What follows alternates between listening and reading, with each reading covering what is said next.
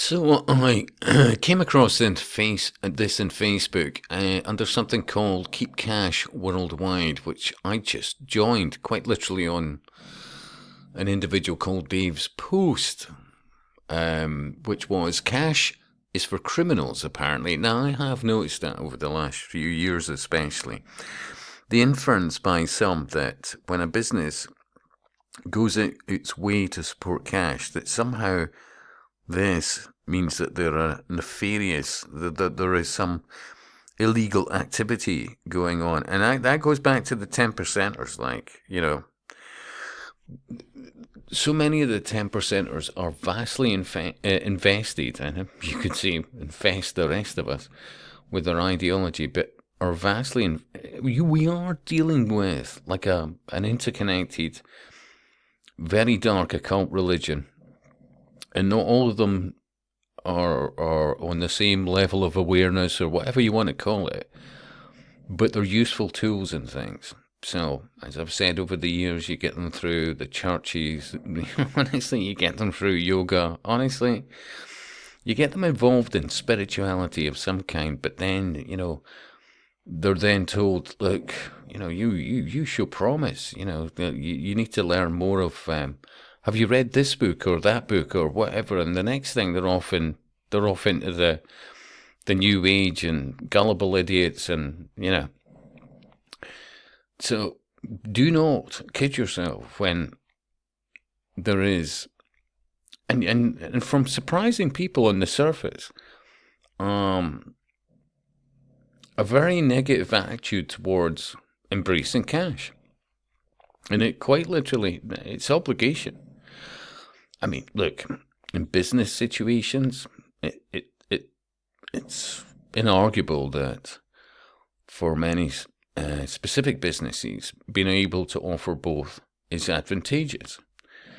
But it's more and more independence businesses find, quite literally to their cost, the processing costs of cards and all the rest of it is quite prohibitive. Never mind their awareness of once cash is gone, it's absolute tyranny, because they will tag every transaction you do to a carbon credit, and whether you're rich or poor, you will not be allowed to use your money if it goes above whatever carbon credit score, social credit score, etc., etc. But so yeah, let me read that again. Cash is for criminals, apparently.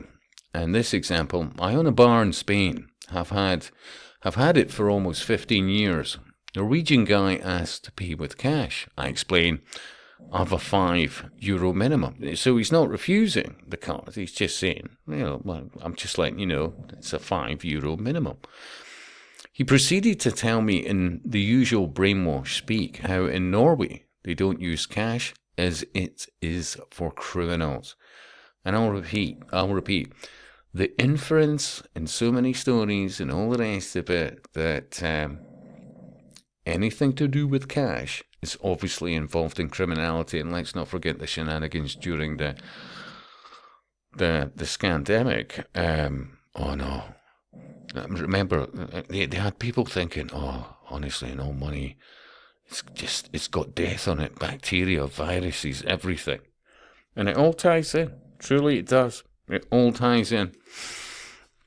Anyway, his reply, in my own flippant way, I replied that the only criminals are the banks and governments. I think he understood well enough. Lol, cash is king. And so, as I said, I joined it and I found something else. As of today, and I'll leave you a link to it, the group, if you've got a Facebook page, I recommend them. From what I've seen so far, anyway. But this one, as of today, the 12th of November, Ryanair will only accept digital boarding passes via the app. And according to the news, no app, no access.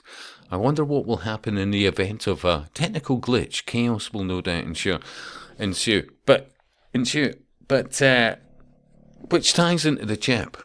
Like, you've seen it. They've gone out their way through the mainstream media to point out, oh, we had a a technical glitch or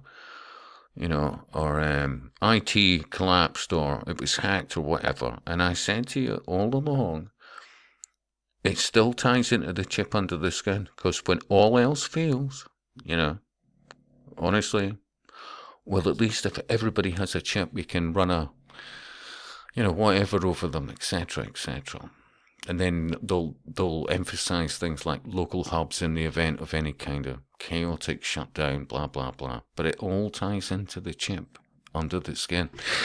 Anyway, your thoughts, a thumb up or two, a share if you care.